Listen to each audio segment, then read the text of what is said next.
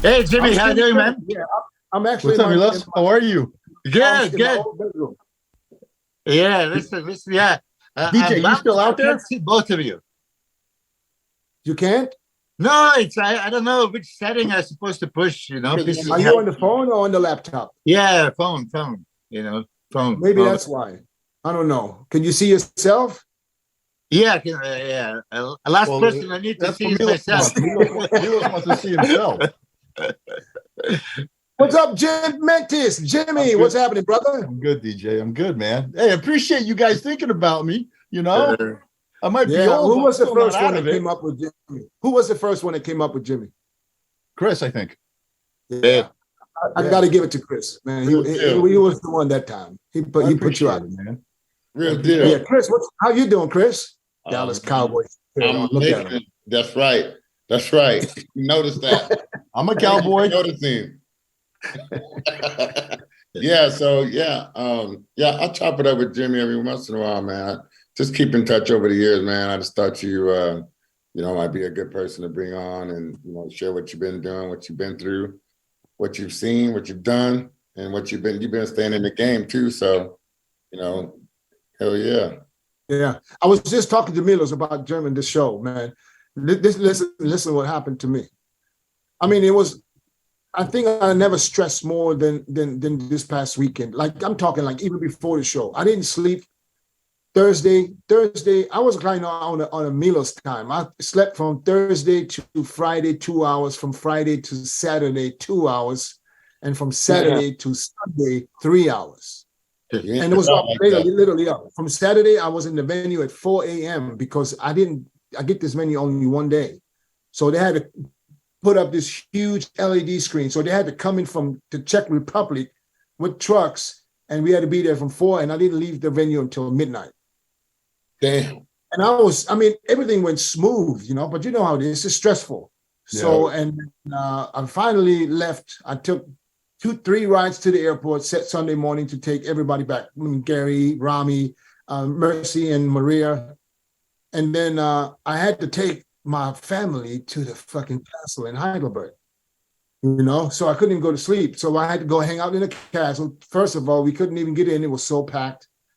I finally get home at 6 p.m. I went straight to bed, and I didn't wake up till Monday morning 7. Damn. And woke up covered in hives. Oh, shit. Bro. Stress, huh? Bro, let me tell you something. I was looking, I said, what the fuck is going on? I was itching. I probably scratched myself all night. Daddy, they're here. I had them on both legs. Did they have Benadryl out there? Yeah, Benadryl. Was it from stress? I had both my legs and my neck. I'll send you guys pictures later. Was on my head, my hands was like, there was one. So I'm taking, stuff like Benadryl, that didn't do nothing.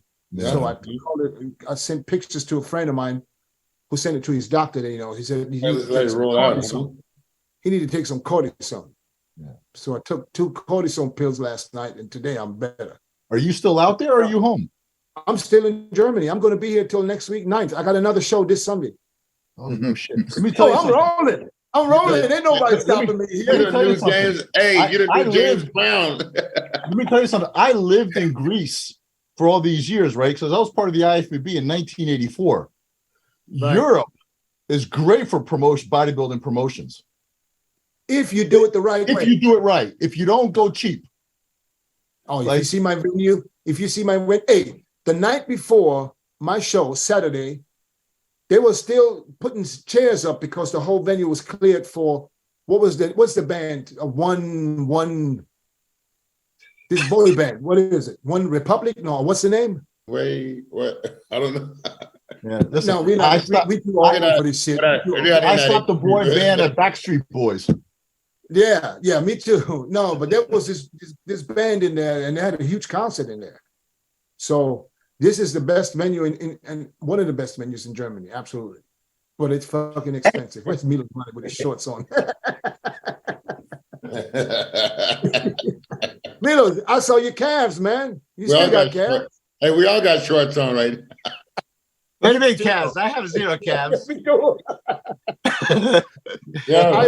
I read some of the comments online. There you go. Chris, you got a teardrop too. Come on. Well, let me confess to this, right? I had okay calves. I mean, 97, 98, you can see it. I mean, it was not great, but I have a fully developed low all the way down, soleus, gastros, everything.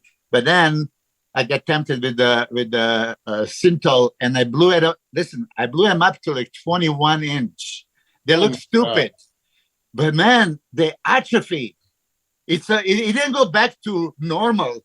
It went like the other way. Hey, that's the one thing we all did that type of shit, but it's not fucking necessary. No. Don't say we all. Not we all. Bro, I'm talking about me. Yeah, but it's gonna damage your shit.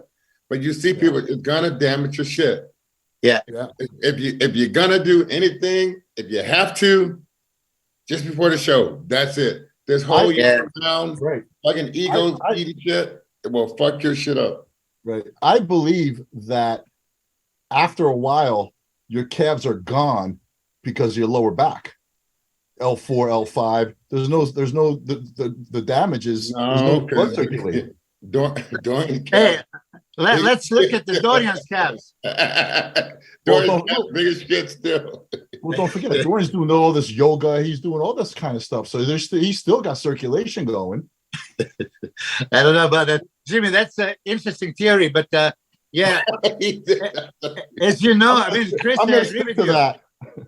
Every shot is a trauma to the tissue, and you create fibrosis and necrosis for sure. But especially when you shoot the shit that you don't know about.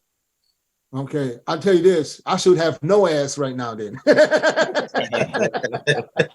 My ass should be gone. I tore my right calf. This is true. I tore my right calf, and I used the cycling on my right calf. Two shows, and let me tell you, I couldn't walk. I couldn't walk. Hey, I had the stock in Aciclan back in the day. I bought all of them from Italy. I was using it from like early 90s to like 97 when it ended. But Aciclan was great. I mean, Aciclan would enhance hardness and it doesn't change anatomy. But the other bullshit. How long would it last? Couple of days. Just enough, 4 or 5 days. No, because it actually swelled up. It actually swelled up the muscle. If you did it underneath the muscle, it swelled it up, and then you go train it, pump it up. Is it kind of like? It's kind of like if if you're flat, you want to pump up. You want to fill up. You do more carbs. It's basically instead of carbs, you can use Aciclan. Kind of. I mean, it really that's for Mabolone. It's still anabolic steroid, but whatever they mixed it with, they had actually Aciclan tablets that didn't do shit. Yeah. But Aciclan injectables, like Jimmy said, it inflames, so it really pushes your muscle, to the skin, and you get that vascularity and everything. I mean, we all did it back in the day, early 90s. I'm going to confess one time, and that was way back in Thailand. And my friend, my friend, Piero Colucci, Castamano. Yeah, Piero. He said, Aciclan. And I said, what does it do? Oh, it's going to help your calves. So he put that shit in my calves one time, each calf. I could barely move, man. I was like, I never used that shit in my life. Hey, that was it. But I'm just saying, it's not necessary, though. It's not necessary. No, it's the wrong thing to do. I don't think the judges even give a fuck that much. Well, things have changed now, right? Back then, no judge would be like, man, this calves just took me over the edge. I just had to pick him first with them calves. Go ahead, Jimmy. I know Chris cut you off. The thing is, obviously Chris is cutting everybody off, but that's okay. Oh, that's how we doing it? Hey, you see my voice? Do you hear my voice? Is that from the show? From your other podcast? I got food poisoning, man. Oh, I thought that was I don't know what it was. I don't know if I ate too much. It was food poisoning. I went and ate with Dexter. I had this big old, it was good. There was a lot of lamb and fish and you went with Dexter? I went at his people's house. Oh, because he was in Dubai, right? Yeah, in Dubai. So We're in did you Dubai did you together. shit and puke or you just shit? Everything. Okay, yeah, that was food poisoning. Uber. Okay, so when I left there, then I went to the hotel. Then they like, oh, we at the hotel. We at a restaurant a few doors down. Come kick it with us. It's okay. So I went down with the Yava Labs team. Went over there, had some more lamb and rice, and I was already half full. Then I put on top of that, and then I went back to my room, and then it was like from there that time for another 27 hours or so. I was just lit up, man. It's just from throwing up. It's not from yelling. My voice like this, vomiting at you me probably time. dry heaping at the end. Yeah, dude, it was terrible, man. And that flight must have been worse now. It probably sounded like Chris in front of that Dorian's gym on the street. Damn, man. It's a lamb, man. You don't eat lamb normally, right? I do, but not like that. Not come on. How often do you eat lamb? I eat lamb. Yeah. Really? When was the last time you ate lamb? I'm in El Cajon. Do you know me? Persian people in El Oh, Cajon. shit. Okay. I don't eat lamb at all. And then first day in Dubai, there was a buffet, and I just killed myself with it. And I don't want to eat lamb for another 10 years. Yeah. They try to get me down on a plane too. I was like, no, no thanks. Yeah. But listen, Jimmy. Yeah. Get some hot tea. I'm here for y'all though. Go ahead. I appreciate you, man. I think, Jimmy, you competed against me and against Chris. Did you compete against Dennis? No, I didn't compete against. I competed against. Yeah, wasn't this at the Arnold? Yeah, you did. Yeah, at the Arnold, you competed against Chris. That was my last show. But your pro debut was the my show in Florida, right? My pro debut was when D'Amelio called me 4 weeks before, and he goes, "Hey, it's in Florida. I got you on the poster." I'm like, "Oh no, yeah." I had a great time. I mean, we stood on stage together, and it was just a great time. But I love competing. I absolutely love competing. Don't forget, I was competing since '84 at the Teenage Mr. Grease, and then for the IFBB over in Europe. But I realized that I had those lines. I had really nice lines in the beginning. And everybody, then Nasser came around, and then everybody else, and I started playing that big game. And when I started playing that big game towards the show, I didn't know I suffered from it, but towards the show, like backstage and the night before, I get anxiety attacks. And my cortisol levels go sky high. That's why my photo shoots, all the photo shoots I did, I was freaking shredded. But when I played the small game and I went in with my lines, I was always ripped. So if I carried a little more water, I was okay. It balanced out. But when I played that big game, 270, 280, I wasn't, ripped enough. So that extra water, so when I realized that, I went on the road, guest posing. I went on the road and I did a lot of guest appearances, workshops. It was great for me. I loved it. I loved it. I followed you. I mean, because you were in magazines. I mean, you're a good-looking guy, symmetrical and all this stuff. So now that you said at the photo shoots you were ripped at those couple of shows, I know against me in Florida, that's the time when Flex beat Ronnie and I was third. And I do remember you actually, after the pre-judging, you gave me a props. Like you said, Milos, you're looking good. We didn't talk much, but at that show was week after the Canada. And I just decided, like, look, I was out conditioned both Flex and Ronnie in Canada, but of course I was not big enough. Just like, fuck it, I'm not going to beat them on condition also. So I got like 17 pounds, in 1 week for that show. I tried to play that big game, but I never had anxiety. This is interesting.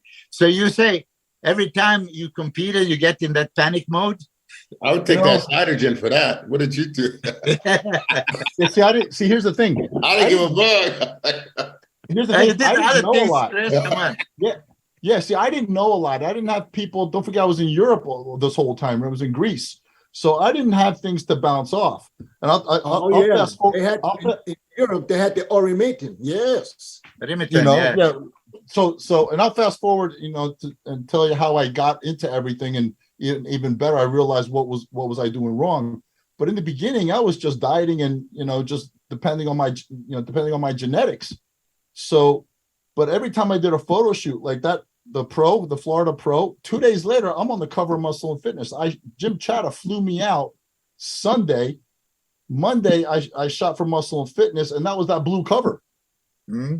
Yeah, my blue Muscle and Fitness cover. The water was gone. You're like Milos, kind of. You guys were good looking. That's why you got all the covers, man. Come on. It doesn't matter. It doesn't matter. We still got with the body. We got the cover. We still got the covers. So we don't. You guys were them womanizers, them handsome people. You know what I mean? Ugly people like me. We don't get as many covers. I had to win a show. I had to all this kind of stuff. I had to do something spectacular. Sure. You guys just got to pay people. We got to pay people to get a cover. I have to tell you, Papa Joe was really good to me. And when Kevin said that he had that conversation, and Kevin said that I think I heard one of your podcasts, and he had told me that too. He said, why to Papa Joe, he goes, why am I not ever going to win the Olympia? And he goes, it's a business. And he says, all the money I'm investing. Do you know he never signed me, even though I was the first Greek pro, IFBB pro, he never signed me. And he always said, I'd rather have you as a freelancer and go do what you got to do. And then when I need to call you, and then Jim Chatter would call me all the time. Like I'd be in Florida and he would call me on a Thursday and he goes, hey, take the 7:30, to LAX, on Carnival Airline. And that night, DJ, I was shooting all day. That night, I would take the red eye back to Florida the same day I landed, shot, and come back. And we did what we had to do then. It was just great. I loved it. Well, hey, that is when you say this about good looking, being on the cover, needing no muscle. Jay Cutler always reminds me that back in the day, Jim Quinn was complaining about who the fuck is Milos. He beats body with the abs only. Do you remember? He didn't have no beach body. I mean, but listen, you can't be a model. Doesn't matter what they model for. If you model for socks, if you're ugly, that's not possible. Don't nobody want to buy socks when an ugly person is modeling the socks. So you guys got away with a lot because of the good looks. That's simple. And you always got to pick the girls in the picture too. They were pretty phenomenal, I gotta say. Yeah. Jimmy, how many covers did you make? Over 100. Oh, really? In bodybuilding industry, in the bodybuilding?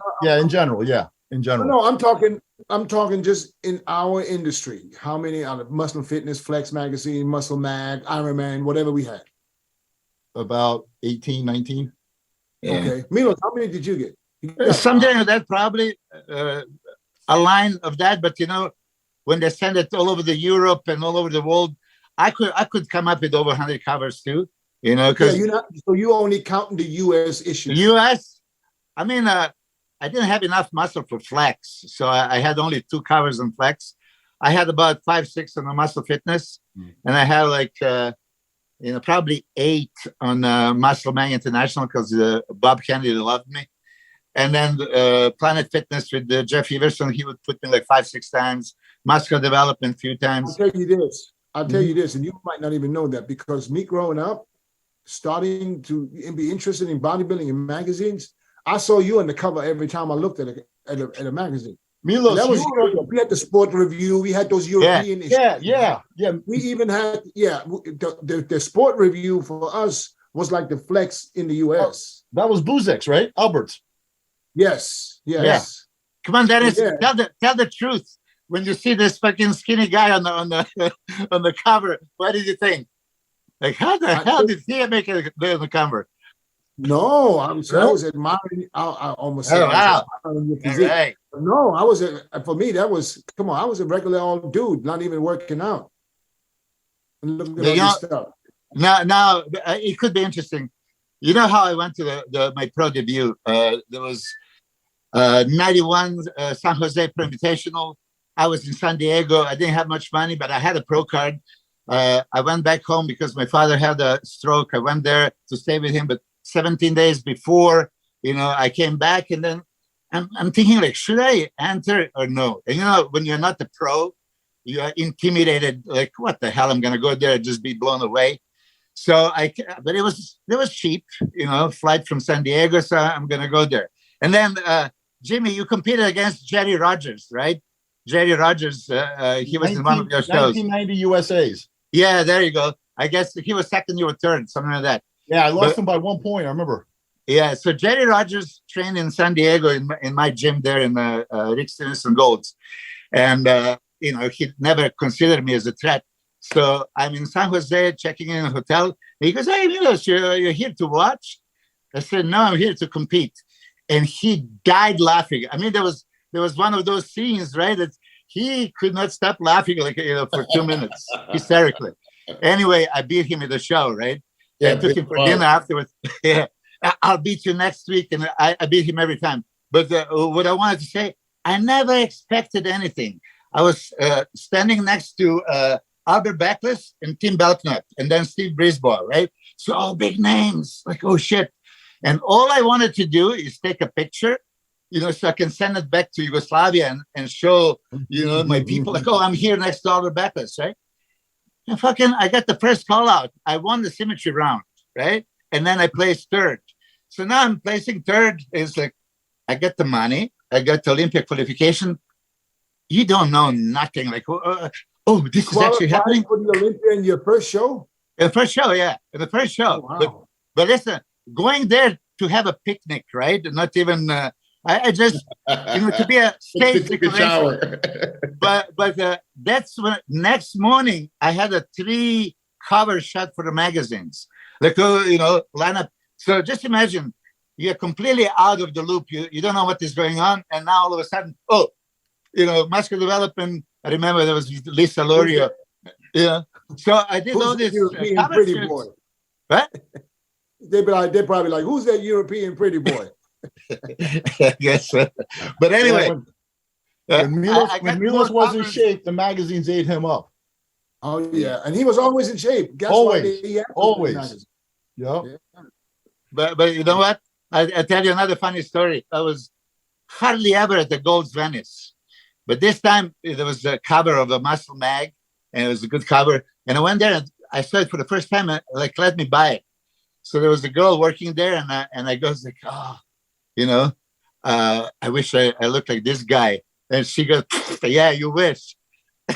So I said, it's me. And then she looked at me again, get out of here, right?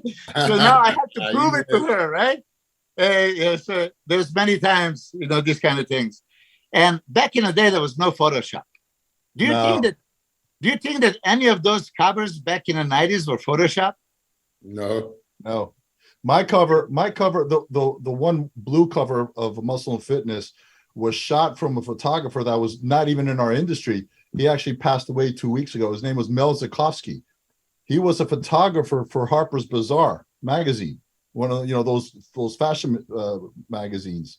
And I remember they booked a studio called, I think, The Box in downtown LA. They catered the whole thing. And I remember when he showed me the Polaroid, because back then there was no digital. It was go back there, let me check out the lights, and here he is with the Polaroid waving it, checking. He goes going back. So there was no digital. No, back then there was no digital.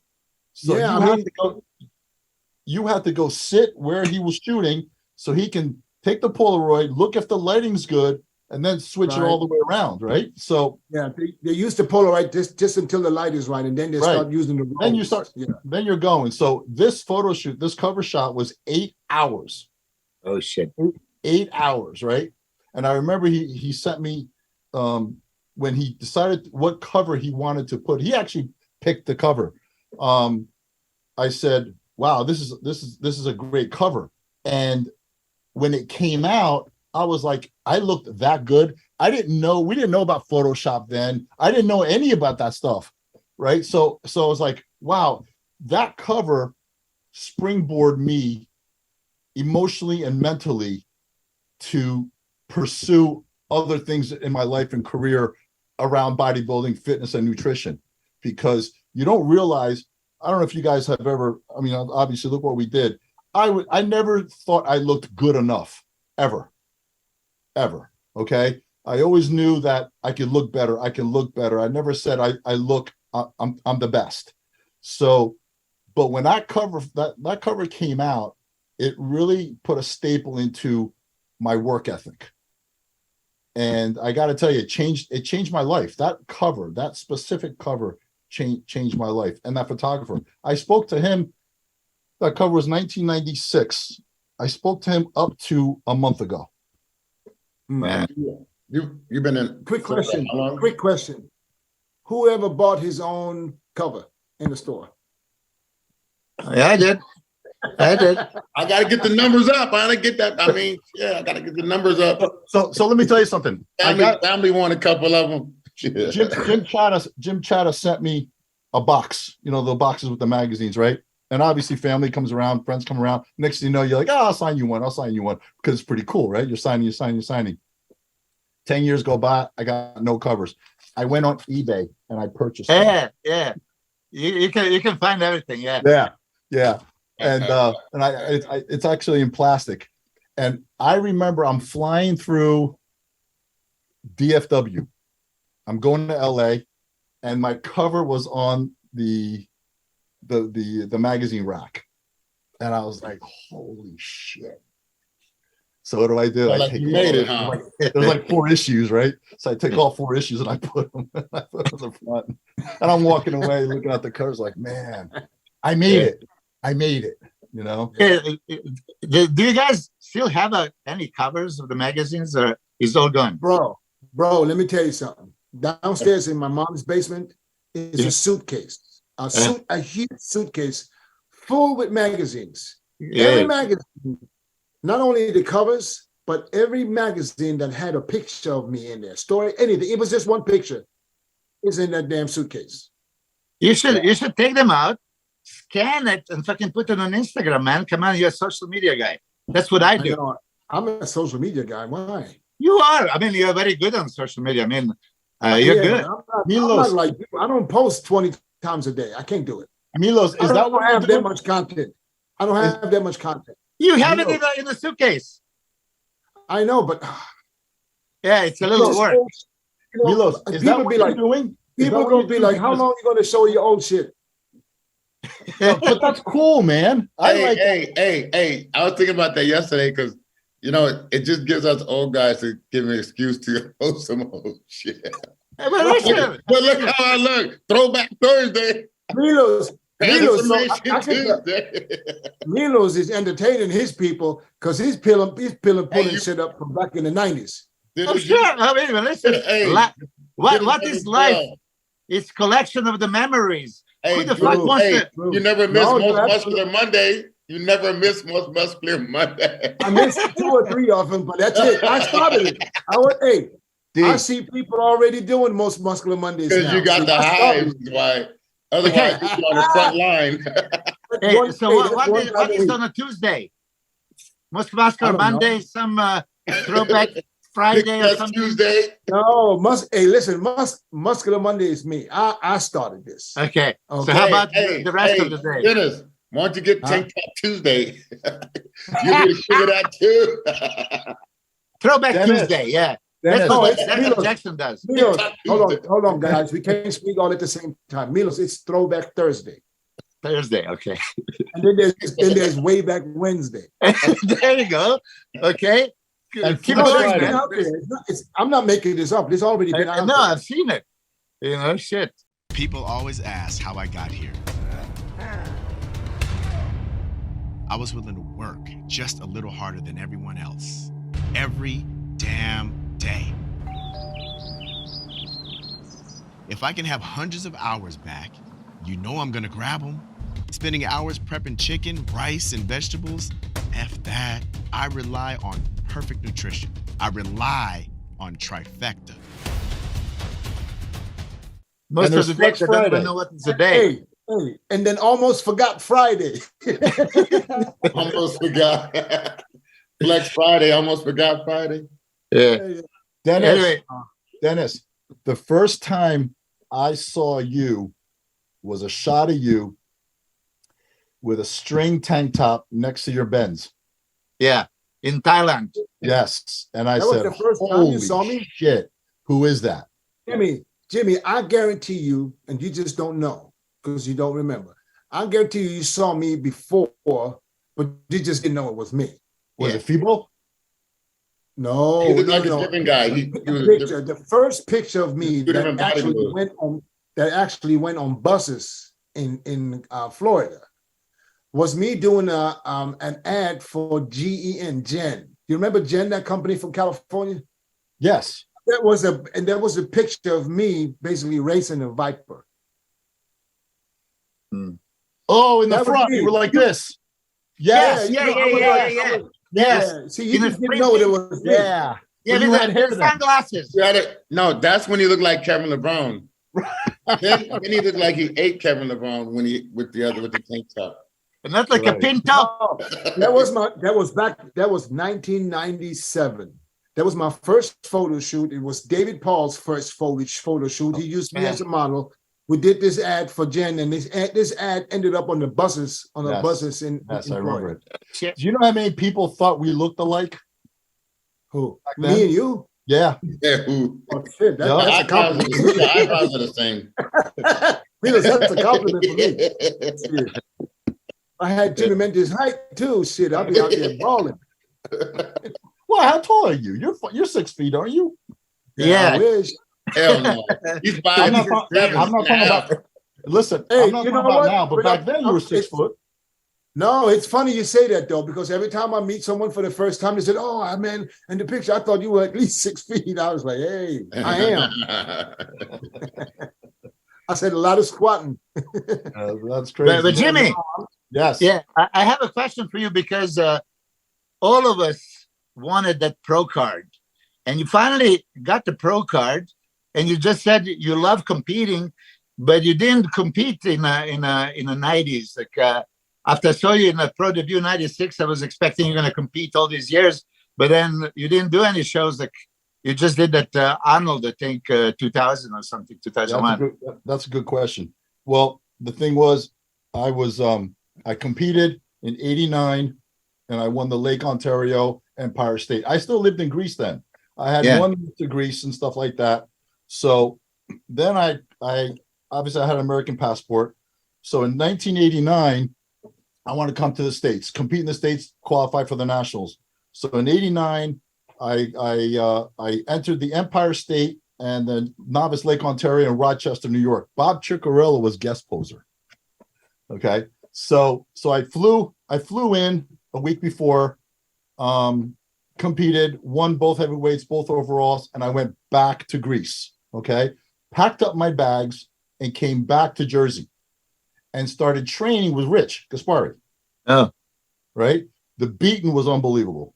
The beating I got from Rich, I've never trained so hard after that ever. It was tell me how did you train? Like what? Just the intensity, Milos. The intensity was like Yeah, I break almost it down, wanted break to it give down. up. What? Break it down. Sets.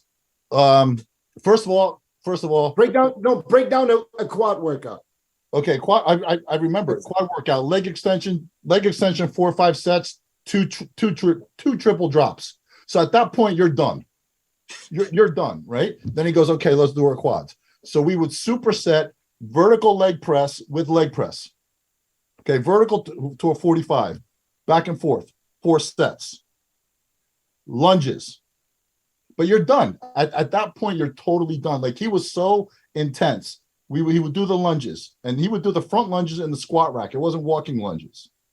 Okay. Then we go into the leg curls, single leg curls, deadlifts. Oh, right. so you do hamstrings right Yes. after Yes. But here's the thing. I trained him for a couple of years, and I learned a lot. Rich was all about intensity. Like, it wasn't 10, 15 reps. It was like, I feel it. I'm counting now. Right? You start counting when it's burning. Okay. Yes. And let me tell you, I was he always went first because he kept throwing at me. He goes, I'm the pro, you're the amateur, I go first. Okay. Every freaking workout. So there was a leg press, there was a workout that we had, and I felt pretty good that day. And I went after him and I did one extra rep. Holy shit. We had to do that whole set all over again. I'll never forget it, you know? And not only did he do 15, 20 reps, I must have stopped at 30 after that. Okay. Chest workouts, back workouts. We had his back workouts were just as bad as his leg workouts. But the time that he lost to Momo, you remember that show? Mama, Benaziza.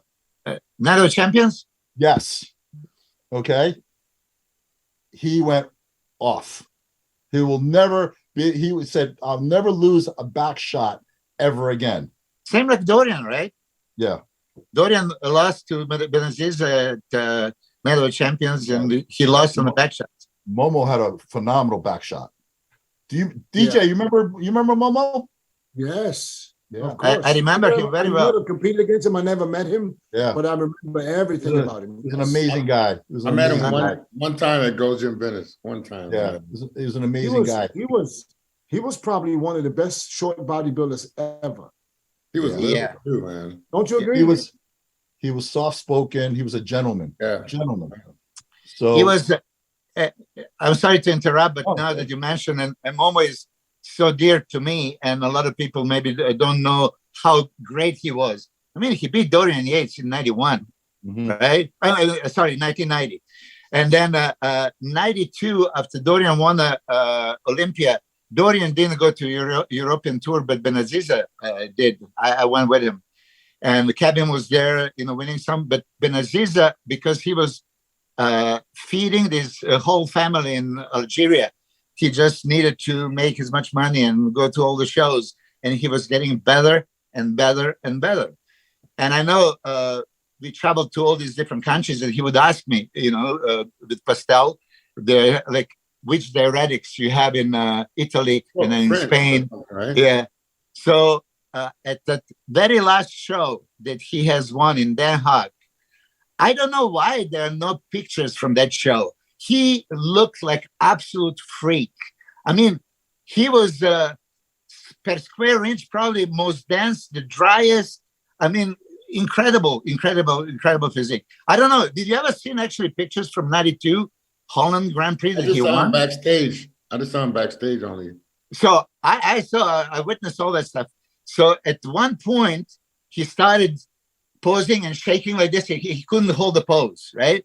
He couldn't stand up. And, when they called even the top six, he couldn't come up, for a top six. He was still backstage, which basically... he died? What? Was that the night he died? Yeah, that's the night that he died. I was there. So they gave him, he was so hands down winner. They gave him the first place trophy. He couldn't come up, to pick it up. So basically, Porter Coachella and Thierry Pastel carry him there. He got the Did anybody do something at that point to hide did, right? Or was it? I'm going to tell you. What? I heard Porter tried to help him, right? Yeah, no. I can tell you a first-hand story because I witnessed everything.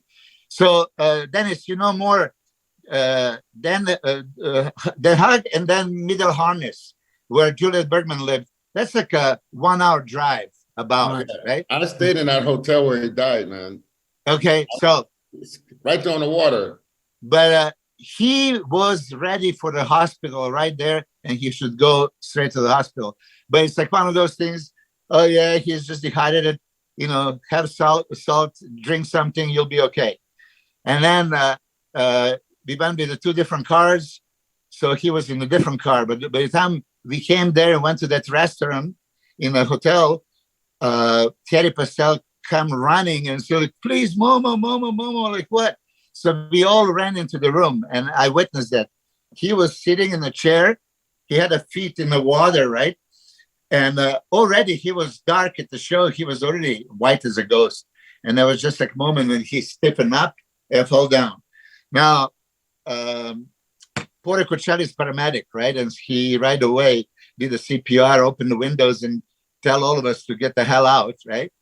And we called the 911. But as Porter said, he probably died right there and then. They said that he died on the way to the hospital, but it was actually probably in that room. Yeah. So, I mean, I'm sorry to jump in and say this, but in memory of Momo, he is one of those best bodybuilders that was kind of, pushed away. Nobody talked about it. What bothers me that there are no pictures from that show. He looked unthinkable. He looked crazy. But listen, you know how, like this happened. I stayed in that hotel overnight where I got no sleep. I was spooked just by the stories of him dying in that hotel. And I'm wondering, am I in that room and all that stuff? But I'm saying this because, a lot of people was like, yeah, if Chris could have dialed it in more or whatever. That was not something I was trying to do because of stories like this. Like, how far is too dry? That's not my goal. My goal is to be a good bodybuilder, a healthy bodybuilder, but I wanted to walk away and is less close to that dryness as possible, but be good. So it was never, I don't know if you ever looked at my physique, but I was never ever trying to be super dry. Yeah, I got good separation. So I said, okay, I'll go with my strengths, not try to be something I'm really not. And plus I wasn't that big of a guy to where I could just get slices, dice. So I just kept it like, I rather look like a Lee Haney style bodybuilder than trying to be that freakish, dryish guy. Chris, you made your mark, brother. Yeah, no that was never my goal, was to be a dry bodybuilder. Never. Okay, but let's touch the subject. So I go back home, I pack up, obviously I started training with Rich, and then I decided to do the USA's 1990, and that was actually drug tested. That's the year Aaron Baker won. Yeah, it was. We were supposed to be drug tested. And did you?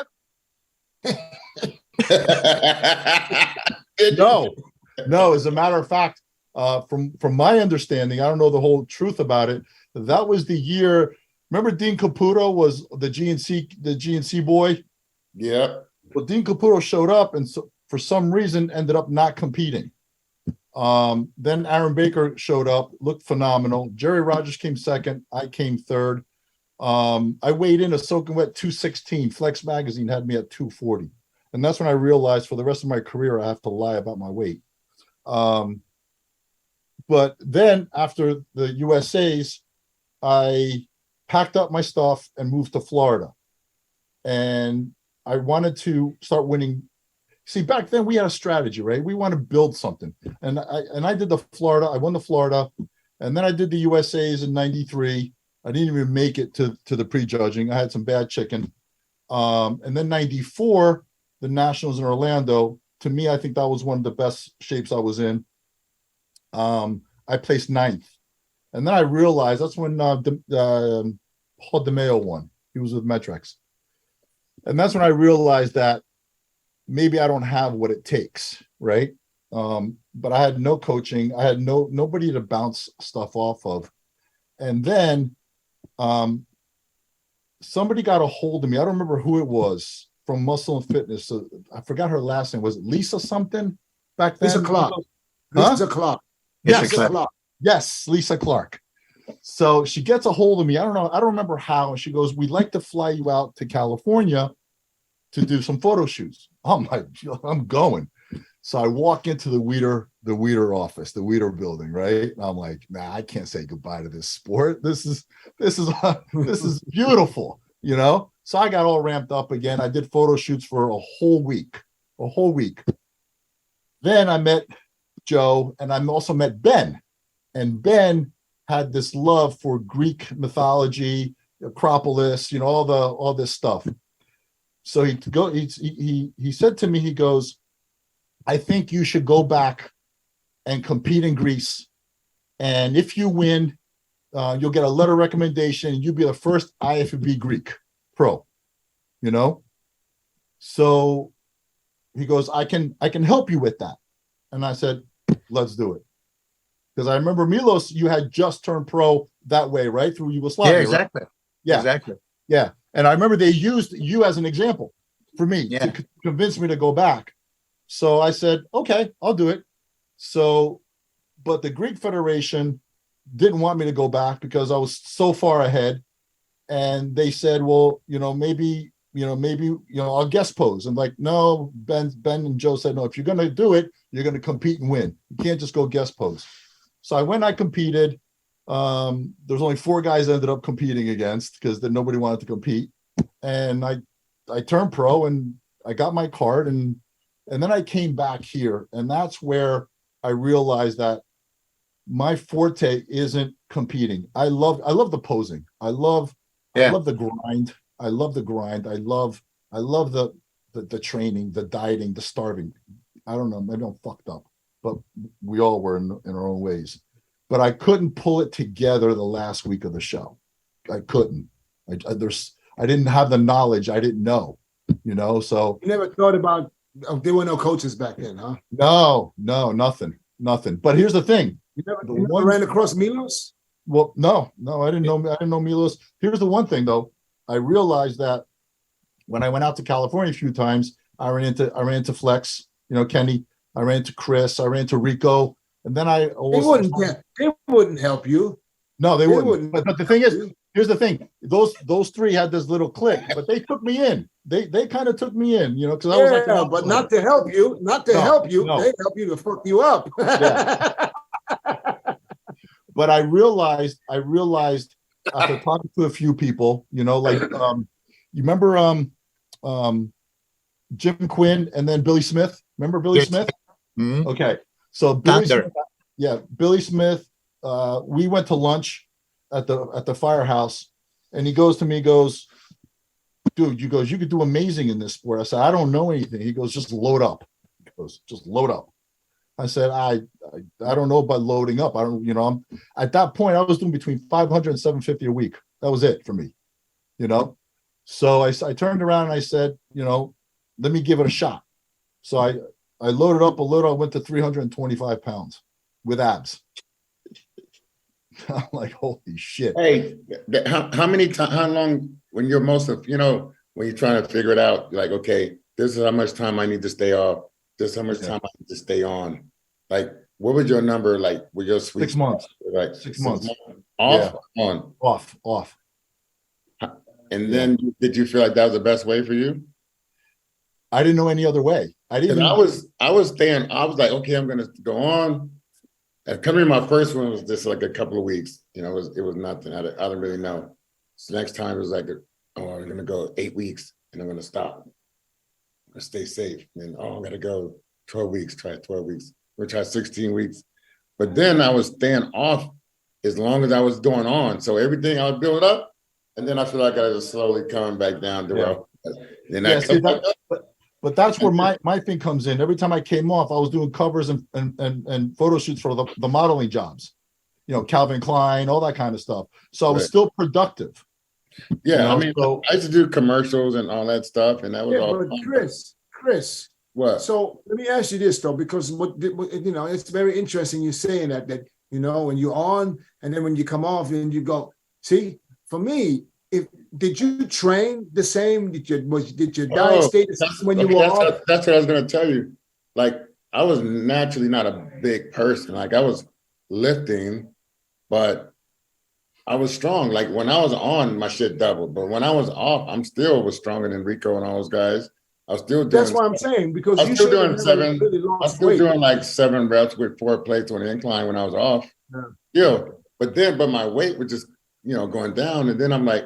I was talking to Gary Stride, and he was like, man, he said, you should still go off for like 5, 6, 6 weeks, 6 to 8 weeks or whatever, and go back on. Either if you do some orals, or a little bit I guess that back in the day in his mind, it was like a TRT type of thing.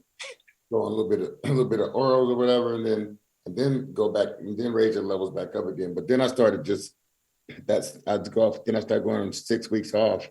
and then going back on. But I never was really messing with the whole HCG stuff, and I was doing that. I just go off for a while, and then I just started, training with Robbie. He was just like, you gotta train harder to keep that muscle on. Just raise your intensity when you're off. Try to work this is harder, not harder when you're off. You see, my thing. Rich set the standard for me in training intensity. Like I saw Rich transform in front of me weeks at a time, and that set the standard for me. I still to this day try to train that hard. I'm out of my mind, but I still think I can do it. I can still train that hard. Yeah, but now that you say Robbie Robinson told you this, I had a training partner back in the day. When I came first, initially 87, I was drug free, and then after I got my ass kicked in Universe and a few local shows, and I realized you came to America to make a living off of bodybuilding. You better do what big boys do. So I did my first cycle, and then it's same thing like Chris. You go 4 weeks. And then, now I have to get off. And then next time, okay, let me go a step further, 6 weeks. And so whatever on, that much off.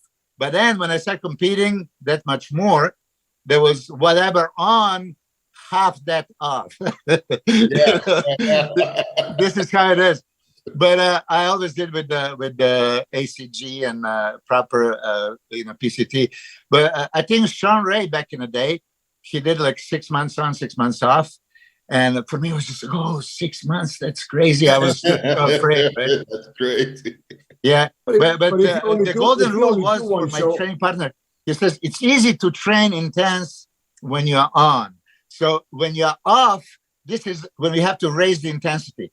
You get off the drugs, you train even harder. That was the goal. And I'm glad that Robbie Robinson said the same thing. Yeah. You are stronger on and all that stuff. But if you have a mindset now that I'm off, I'm going to train even more intense, which brings me to the point that all these naturals, right? So every time we talk about something, you enhance natural, doesn't supposed to train that way. I mean, we were all naturals. Ronnie Coleman was natural until 95.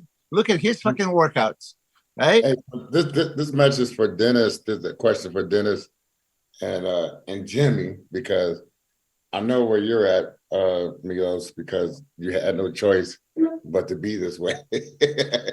But Dennis, you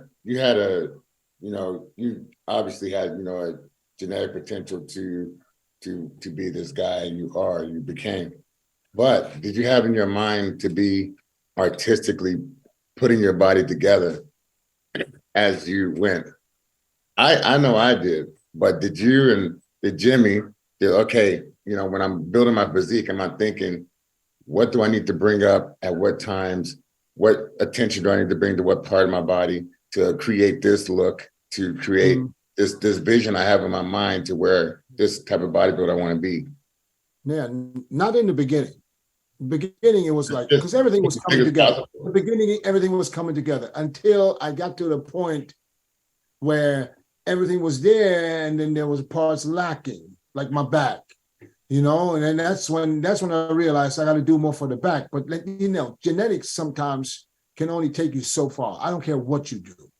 You can't have high lats and make low lats out of high. That's not possible. So there's certain things that you just can't do. You can make it look better, and some people with wide, let's say someone with a wide waist. If you have a wide waist, you're going to have extra wide shoulders, You can wear a cummerbund like they do now. Huh?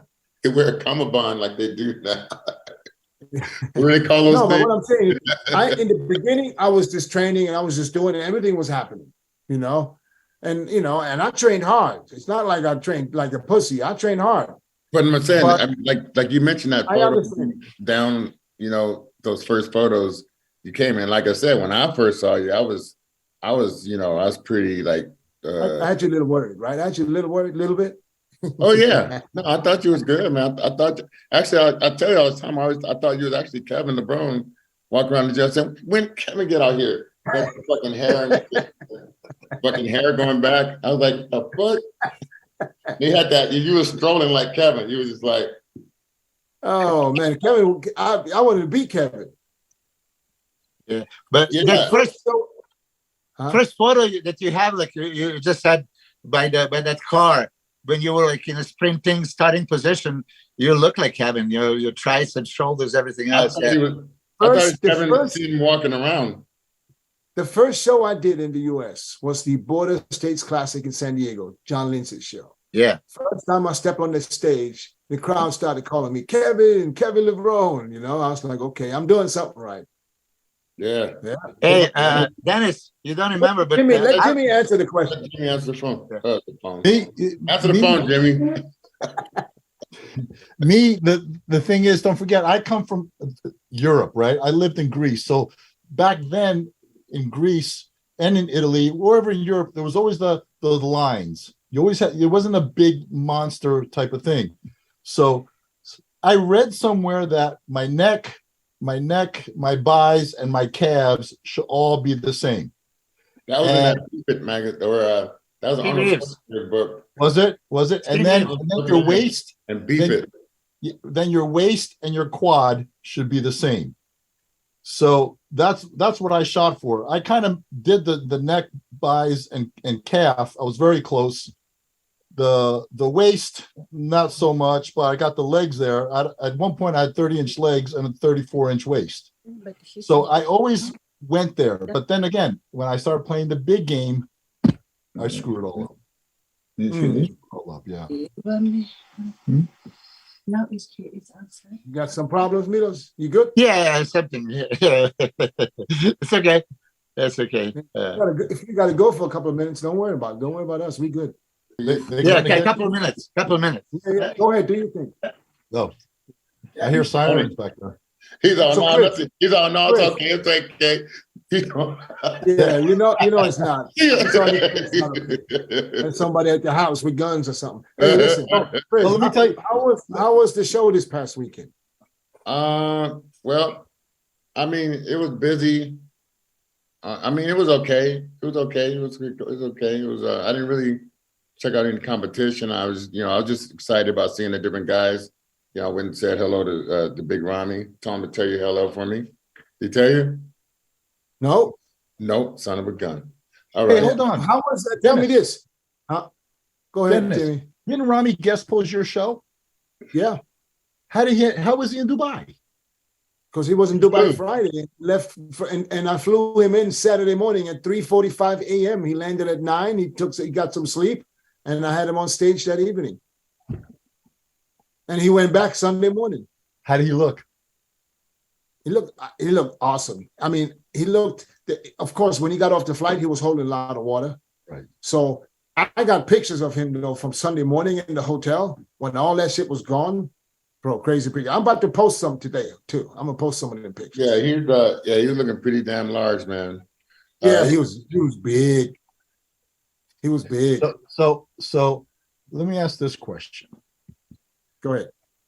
Is anybody going to beat him this year? Hey, listen, and I say this, and I've been saying this for a long time. Listen, if he's in shape, if he's on, no. You diet down, train hard, and supplement smart for months. When the time comes to step on stage, don't leave your tan to chance.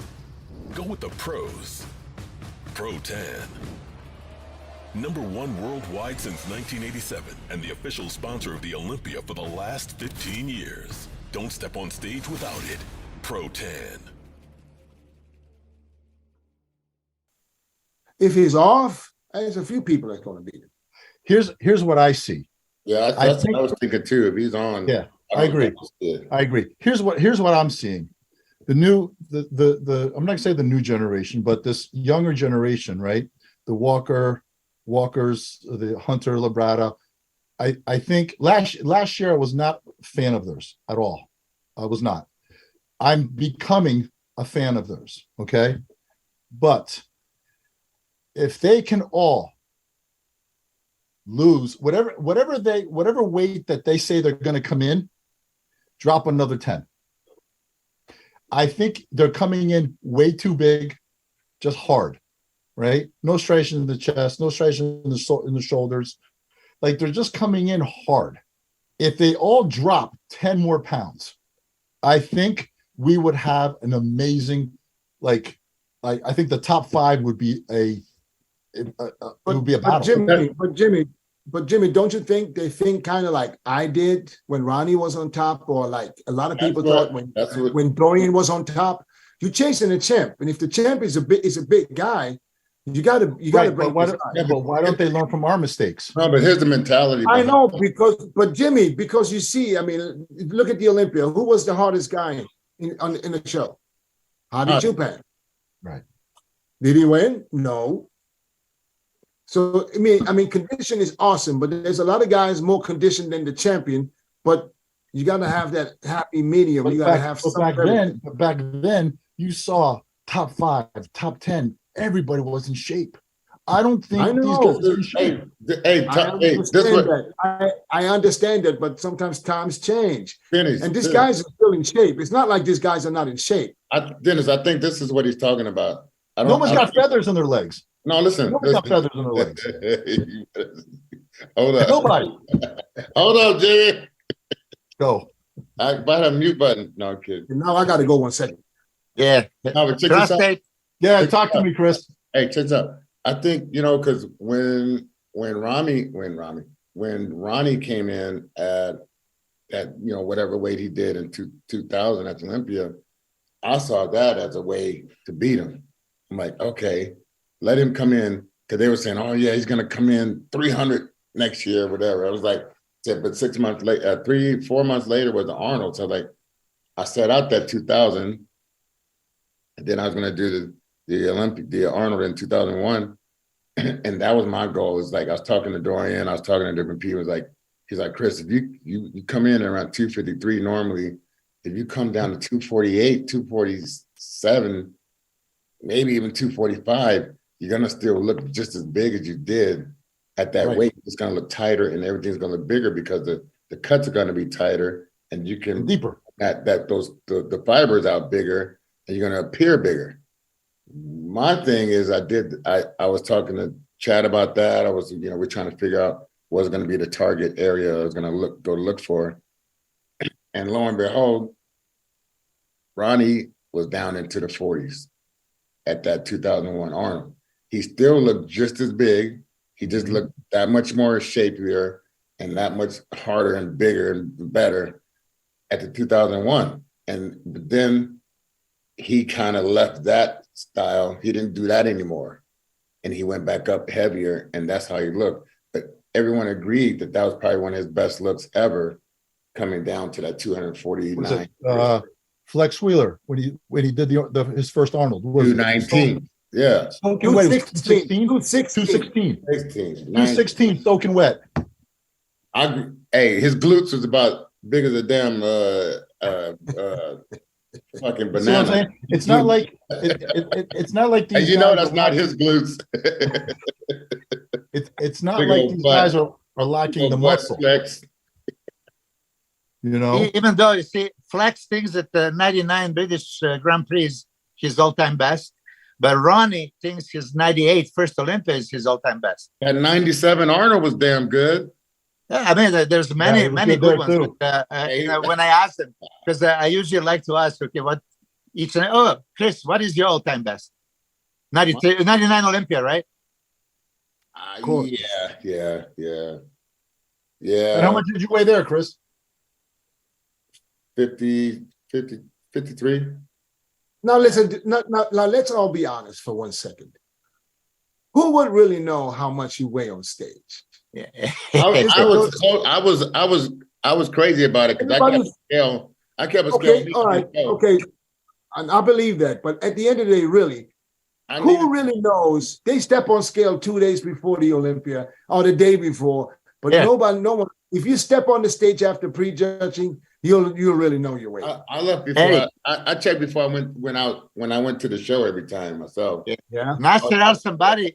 I want to know. Hey, Nasser would bring the scale backstage. That's why British Grand Prix 99, I stepped on the scale, I was 255. Right there before I got to, this was my biggest ever. But Nasser would have his scale was like his mirror. Bro, tell me what happened with Nasser's rear delt. What was going on with that rear delt? I can tell you what happened. Fucking synthol shot went bad. Yeah. Bro. Hey, I'm going to tell you, I'm probably guilty. We shouldn't be talking about. We shouldn't talk about dead people, but certain things need to be told. I'm not talking about like him as. I mean, I'll tell you. Listen, now that we touch the subject, because it's an interesting story. 99, we were together in European Grand Prix Tour, and Nasser would come to paint each other. Mind you, Nasser would go butt naked from his fucking hotel room all the way to mine, knock on the door, right? There's the naked guy in front of me. I said, like, man, what if somebody sees this? He doesn't give a shit. But they're in competition mode. This is yeah, you don't care. Listen, he saw me do the synthol shots right there because I was doing synthol shots, so he saw me. And I think because I beat him in these last two shows, he maybe got tempted to do it himself. So I might be the guilty one for his synthol shot. Oh my God. So you did synthol shots like literally the morning of the show? I did, yeah, because there was no more Esiclan, right? Hey, listen, I mean, I'm a stupid motherfucker. I'm going to say this because, listen, I'm stepping on a stage with Ronnie 99, Flex 99, Kevin 99, Dexter, Nasser, Marcus, right? So do I need a little exercise? Okay. This is why, but it's the biggest mistake. The question is, did it help? Hey, I beat Nasser and Marcus, and look at. Hey, hold on a second. I pinned. Please check my Instagram. I pinned those 99 shots. Look how big I was. I mean, I was an exploding fool. But Dennis, you were gone. I heard Jimmy and Chris talking about the present state, and you said also Hadi didn't win. Rami is winning. But, let's just rewind it back to like 70s. How did Frank Zane win 3 times Mr. Olympia? What was the determining factor? That was the beauty of bodybuilding. 3 times champion under 200 pounds. Beautiful shape symmetry. Lila Brada, right? Twice second if there was not for Lee Haney. I mean, Lee Haney, who was all time, he would have been Mr. Olympia. Muhammad Makali beat Lee Haney. Danny Padilla, as I always mention this, Jim Mannion said that that year when Franco Colombo won 81, he would have given to Danny Padilla. So now let's have that mindset. These guys are just perfectly aesthetic and conditioned, and size didn't matter. Why? Yeah, but Milos, you got the classic for that now. I'm talking about. I brought it up because the big boys. I still believe the big boys aren't in the shape they should be. They have another 10 pounds to lose, easy. But they won't. Yeah. They'll still be big. That's what I'm saying. They can still be big. That's what I'm saying. Bigger. They were appear bigger. Right. Yeah. I mean, but I'm not saying about these guys being smaller in the sense of, okay, they belong to a classic. That was aesthetics and shape that counted. It was the best bodybuilder in the world. Size was not predominant priority factor. Hey, and then you have Samson. yeah. But hold on, who wins? Who wins, Lila Brada or Hunter Labrada at their best? Lila Brada. Hunter. Nah. Lila Brada, hands down. Yeah, Dennis, what do you say? Right now, I go Hunter. In this day and age, Hunter. All right. Because he's size. He's twice as big. Yeah, I mean, so then we already know 2022, it's all about the size. But Hunter has made amazing improvements in 1 year. Oh, Hunter is great. I mean, I don't want to shit on him, but I was not a fan. And this whole year, that this kid has won me over. Not that he cares, but he has definitely won me over. He looks amazing. He's lowered his lats. I mean, not that he's lowered his lats. He fixed his back. I think he was training legs every 9 days. Yeah, he has everything. But just when we touch the subject, so Lila Brada, could he be any bigger? Did he have enough size for his frame? I mean, this is how I'm looking at it. He got enough size for his frame. He Well, had. you can actually ask the same question with Sean Ray. Sean Ray weighed in almost the same his whole career. Yeah. He went as big as he He could. gained a pound in For 10 his years. structure, he went as big as he could be. His arms Yeah, and chest right, and right. Sean, he was big as he can absolutely be. And yeah, that can only go so far because he was that small stature, but winning a lot of stuff early on. So Right. yeah, but that's tough for a bodybuilder to be I- on the Olympia stage at 22, but then they're still carrying on deep into their 30s. You know, that's pretty tough. I got a question for you guys. At what point does the classic bleed into the open? At what weight? At what size? What do you mean? I don't think it had anything to do with weight. I think when you start losing the lines that you need for classic, So, because so are we? big, So Okay, Okay. but that's good, Okay, Dennis, so are we- because I think some of these classic guys are getting to the point to where it's like, I don't know what they're doing to look like that, but when it started, it was more of a cleaner liner and more like a deep early 90 look, and now it's becoming more of a 2000. that's my point. That's my what point. But these guys are doing that. They don't have to do that. They're doing that, and I'm gonna leave Like it at some point, at what point they're doing that shit, but that's not. I don't want to see classic go like that, man. I was happy to see it how it was instead of you don't need to. It's not the same mentality as an open bodybuilding mentality, and they have a little bit of that. I think. I kind of disagree because I think classic is doing real well right now. Bro, Oh, we're not debating that. Well. I'm We're not not debating doing that. well, Dennis, and I'm you not, know. and I mean doing well with guys. I mean, there's a lot of guys with great classic looks. I don't think they're Have you going in the seen the wrong size direction. Bro, I'm just saying, if I don't see your brachialis and your tricep and your bicep separated, then that's still different for me for classic. What does it have to do with classic? little, huh? What does it have to do with classic if it's not separated? You can say the same thing No, I'm about the talking open about. No, guys. I'm talking about. I was enjoying that about bodybuilding. The open is. Well, now see, What it now is. you're specifically talking about Breon. I'm not talking about Because- Breon. I'm not talking about Breon. I'm talking about like let's say the top guys. Uris had a lot of lines, right? I don't want to see him getting blurry and not having all those same lines as he gets See him bigger. getting blurry? But let me I don't ask want this to see that. Oh, want you to don't? see it. Okay. I don't want Hold to on, see let me that. ask, Chris, hold on. Let me ask this question. I know you want to get bigger, but I don't want to see you trying to rush every damn thing. Hold on. Let me ask this question. And let's really try to nail this down. Why? And I'll answer first because I'm asking the question. Why was the classic category created? Because there were a lot of guys out there that Want to didn't go to that level of right. They're going there. I know. You see what I'm saying? I don't want the mentality to be like that's the look. The look Right. should be keeping it how the anatomy chart's supposed to look. And They didn't want to play. yeah. They didn't want to play that game. Okay. But none So of they said, okay, we're going to create a classic physique. We're going to call it classic physique. You guys can take it a little easy.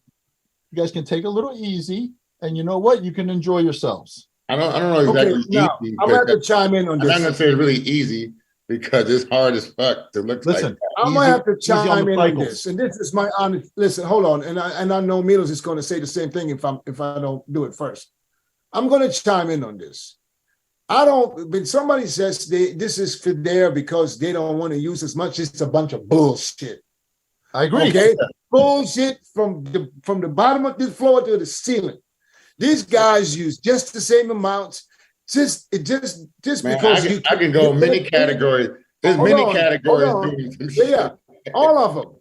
Just because you can't get that big doesn't give you the right to tell people, yeah, if I would take that much, I would look like him. Right.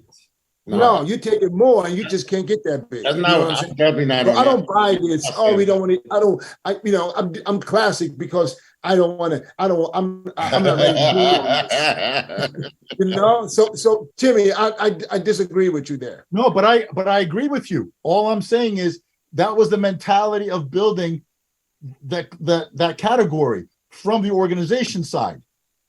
We're not gonna. Yeah, and that was a good thing. That was a good thing they did it. So we Absolutely look, because Absolutely. with the big boys, it's not coming down. It's going to go up. And where do you think the classic's going to go? Where do you think the classic? They're already talking about changing the weight. But listen, they still have control. They can drop the weight by 5 pounds next year, just like they upped it by 5. They can drop it again by 5. Yeah. If they think it's just too much, all you got to do is just next year 5 pounds less. Hey, Jimmy, I may be guilty about talking to Jim Mannion and Tyler Mannion and saying, hey, listen, you have to move the scale. I mean, height and weight, whoever came up with this formula is not right, because I've seen dozens of classic physique, perfect, classic, beautiful, 10 pounds overweight. Right. And then they have to dig down and they just change the shape. And you know how it is when you're close to there and then you have to minus 10 pounds. Usually your weak body part goes first and then, you're exposed. So your question, why did they bring the classic? Because open bodybuilding was going away from aesthetics and shape. So let's keep the beauty back here. Okay. Right. But as Chris was saying, initially when Breon and George Peterson competed against CBUM in 2019, I was shocked that CBUM won because I was judging by bodybuilding criteria.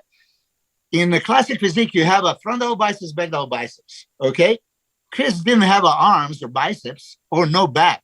How can he possibly be the guys with the craziest backs and craziest arms, right? Chime in on this one. What? I won't even chime in on this one because I don't want to get canceled. Yeah, but hold on. So at that time, I didn't see Chris winning, but I remember right after I was discussing this with Chris Cito, and he goes, no. This is not classic bodybuilding. This is classic physique, and they're looking for a structure. Oh, okay. So in this sense, Chris could beat them. But then 2020, Chris Bumstead came crazy. I mean, improvement. He came ready. It's like shocking. I mean, I'm blown away. Like his back doubled in size and thickness and detail and everything. And he would beat them in bodybuilding criteria too. To the point that some guys like Jay Cutler would say, oh yeah, maybe Chris Bumstead would be very competitive as an open bodybuilder, But then, here it is. Chris Bumstead is the champion, but he's the biggest guy out there. He's the biggest guy. Who is bigger in classic physique than Chris Bumstead? You tell me. What's he weighing? Chris. He sneaks by at 235, right? I don't like to say too much on this subject. What? Me. What happened though? Yeah. I think what's it CBUM? CBUM weighs what, 235? He barely makes the weight. They have he's huge. My man from Brazil, Dino. What about Dino from Brazil? I think he had room left to grow. That's why he was growing. He had a lot of room left. Who has room left? He's a tall guy, man. Jimmy, don't forget he's tall. No, because it's 220. Oh, it's 220 or 2.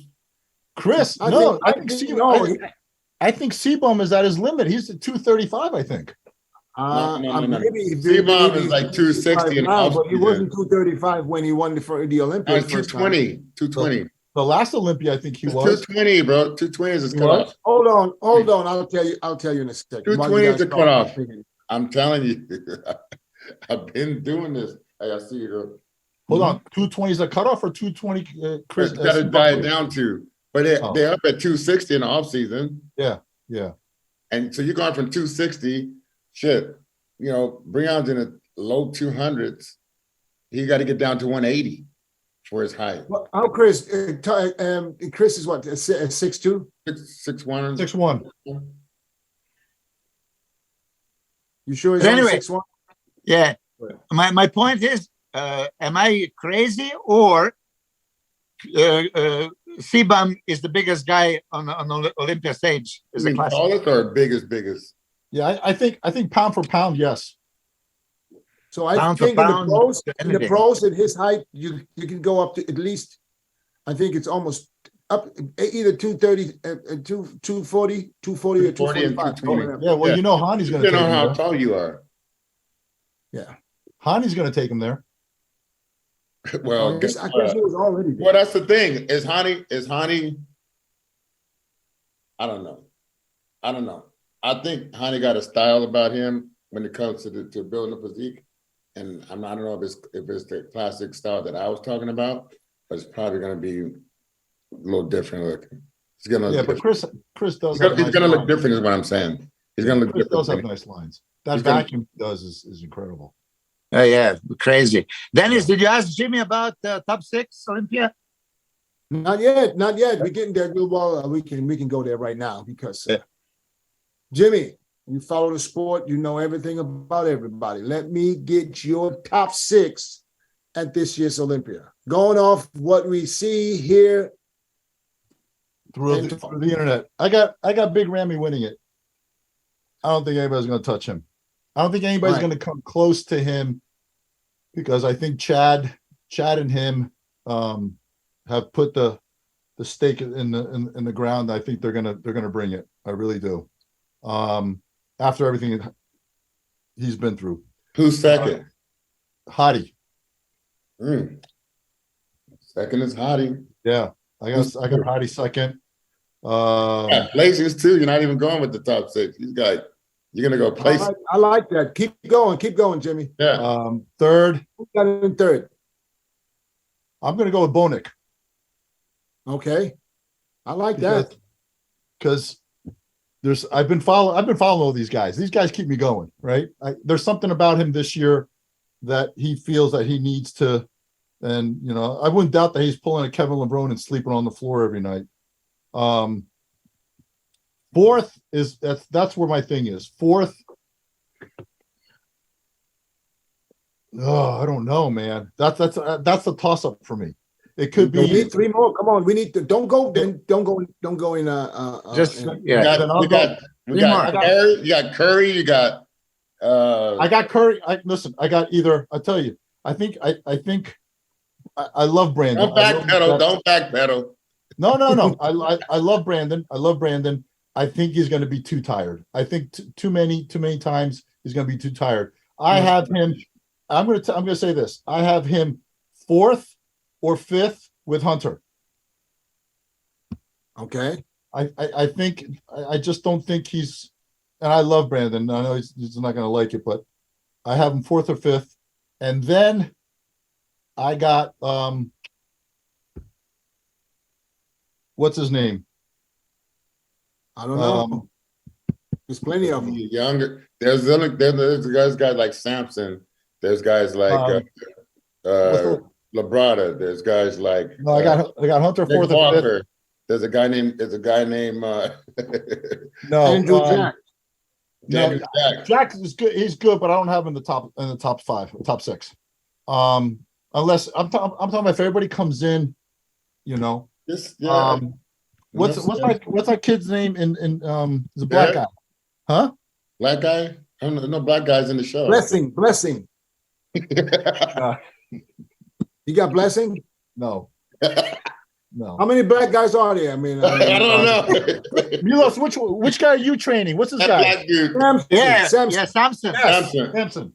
I said Sampson. I'm sorry, I didn't hear it. Yeah, that's the guy. Yeah. All right. Hey, Good choice. Before we go, let's address one more thing. Michael Cristo wins Prague, qualifies for the Olympia, which means he left the Elite Pro, won his pro qualifier, looked less than spectacular, won the first pro show, and he's going to the Olympia. What do you guys see? What did you see at the Prague? Did you follow it, Milos? I just seen Instagram and YouTube pictures. I've seen that at the prejudging, especially, when they handpick the pictures when he's relaxed and color all over. And but I watched the video. You watched the video. I didn't see it completely, but look, I've seen Michael Krizo in front of my eyes in Flex Lewis's gym, and he looks spectacular. I mean, he's 185 centimeters, I think 6'1" or something. 6'1". That's 6'1". I said this, when he lifts his arms, that's probably the best double biceps arms, just looking at the arms, right? But then you still have to look at the structure. Is this we can't just go by the arms. Yeah. So listen, he's formidable competitor, great, but is he top 6 Olympia level? Not yet. Even if he comes shredded. Now he has a high quality dense muscle, fibrotic striations, as Chris was saying. I need to see brachialis and biceps, triceps, and delts tie in and all that stuff. I mean, Jay Cutler saw Michael Krizo, and he was impressed with exactly that. Okay, now let me ask you again. By what you saw, even on pictures, what did you see? Did he? I didn't see. I don't see him top call out, first call out in top 6. I don't see him. Maybe he's. I mean, let's talk about the Prague show. From what you see, did you see him winning? Oh yeah, I mean, there was nobody there that was really, Yeah, but it was. I mean, he still was like, oh shit. Well, maybe. He picked the right show, but he needs to change. But listen, I don't think he does all the things he needs to be doing as a professional bodybuilder, trying to be the best in the world. That's my professional opinion. Yeah, no, I mean, being a professional bodybuilder in the elite pro is not really a professional. So how will you know? Right. Yeah. So what I'm saying, he will have to learn. He will have to learn a lot of things coming up in the next couple of weeks and months. And you know how it is when your first Olympia, your first this and that. You're fucking winded as hell. You're fucking at a whole new pressure on you as far as mentally, and when you hit your shots. You're breathing and you're tired as hell up there. When you feel like you're in the deep end for the first time, that's how it's gonna be, man. I heard that Steve made him work, right? Yeah. Yes. And the last call out, he damn near passed out. Milos, you can watch the video on the Rep One and YouTube. They have prejudging and finals. Rep One. I'll watch it because I'm interested. Listen, and I love Michael. I'll tell you what I saw. I'll tell you what I saw. I saw there were guys way better conditioned than him in that show. Mm-hmm. His height, his size, he was just overpowering. You could make a case for the other guy winning, absolutely. But I guess that's just they went with his look, even though he wasn't 100%. His abs was still washed out and his posing was way off.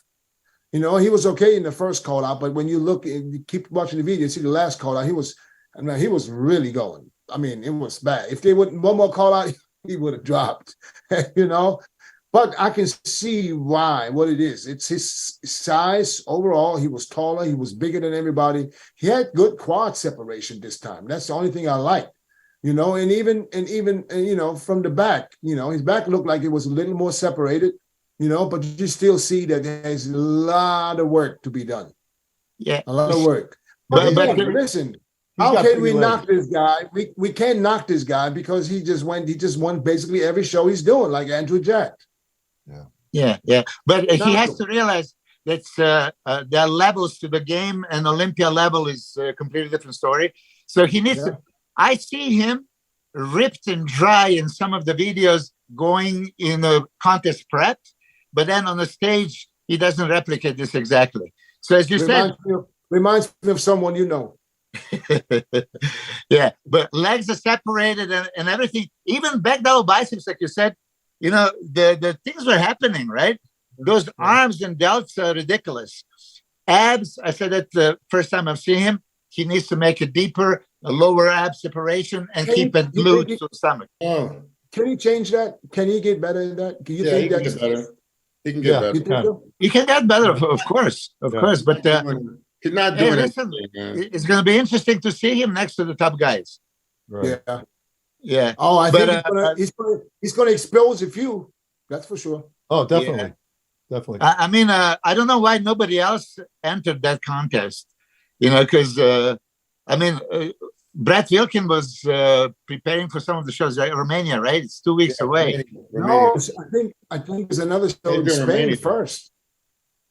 There's one more would show. people sit out- Why would people sit out and wait till the last show to qualify? Why they don't do this show? I would have been in Prague this past weekend. I would go to Spain the next weekend and Romania the weekend after that. Exactly.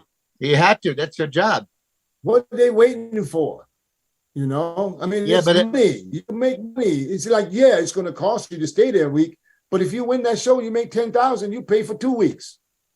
Yeah. I But, get it. And the notoriety and the exposure, all that kind of stuff.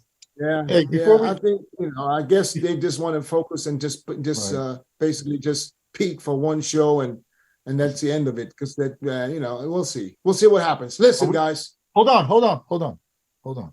1 second before we close. DJ, you still got posing trunks? No, Chris, you still got What posing for? trunks? Hold on. Chris, you got posing trunks? Maybe in a Yes box. or no? Maybe in a box in the garage. I don't know. Milos, you got posing trunks? I got it, brand new. I swear to God, I All have right. Why don't you all get your old asses and meet me in Romania? it. Yes. No way, man. No way. Come on. But one more quick question, because quick question, Dennis. I promise. You gotta. Yeah, listen, Jimmy, you competed against Edgar Fletcher, that we all think it's like one of those, it must be a pro that never turned pro, but you also competed with Dennis Newman, right? Yes. And Yes. for some reason, we never really mentioned Dennis Newman as one of those guys that should have made it. Dennis came down here to Florida. We trained together the year he won his pro card.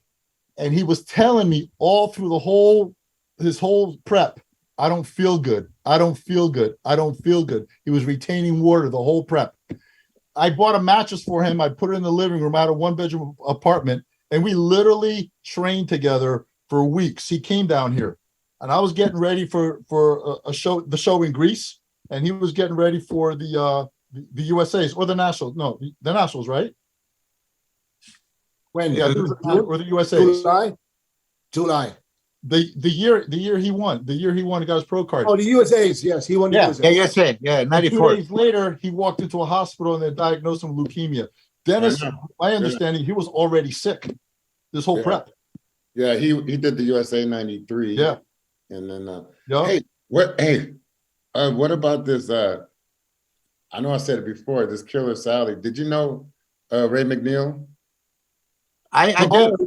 Yeah, but listen, I know what you're talking about. He's talking about the documentary. That's not coming out until tomorrow. November, yeah, tomorrow. I'm gonna watch that shit. Me I too. just want to make sure it's truthfully, not because someone's not here no more and they can't tell their side, because I just hope they're not trying to paint him like he was just beating up his whole family and she had to kill him. Listen, at the end of the day, it doesn't matter if that was the case or not, because not only did she shoot him, she went when he was on the ground. I know, in the She face. shot him in the face. In the face, because he was trying to talk and he was saying something. And she'd be like, shut the fuck up. Ooh, I saw her after that. She was out on bail. I saw her after that. I was like, girl, you just killed my friend. Don't talk to me. Yeah. Is she still in jail? I think so. It looked like it. I mean, I trained with them in the same gym. I've seen many of their interactions back in the day. Like, goddamn. They had a very abusive relationship. Oh, yeah. I've seen them go at it in the gyms. But her Yeah, too? Yeah, her too. But Yeah, she but was I've seen it. buying him steroids. She was turning tricks to buy him steroids. I'm like, you're taking them too. Yeah. You know, he is one of those guys that when I would beat him in the contest, he would come up to Don't me. kill me. I mean, I know it'd be out. Don't kill me. I'm just saying. Yeah, but I'm let me talking tell to you. her. I'm like, don't kill All right, me. guys, listen. I'm going to wrap this up on this note. All right. Thank you, guys. I appreciate Jay, every thank single one of you. Jimmy, thank you Thank you for stopping For by. having me, guys. Uh, Thank you. hopefully we'll see you sometime in Florida. It's a time for me to get, I need some vacation. Chris, Milos. Yeah. my Hey, man, if you got a job for us, let us know, Great to man. see you, Jimmy. If you got a All job, right, thank you. Yeah, we'll talk about it when I'm back. We'll talk about when I'm back. All right, DJ, Milos, you know we Milos love is you, not brother. going to ask for a We job. know we because I love still you, need- brother. I Hey. need my seat first. It's your All right, guys, it's your take care. back Peace time. out, y'all. All right. Bring me something back, baby.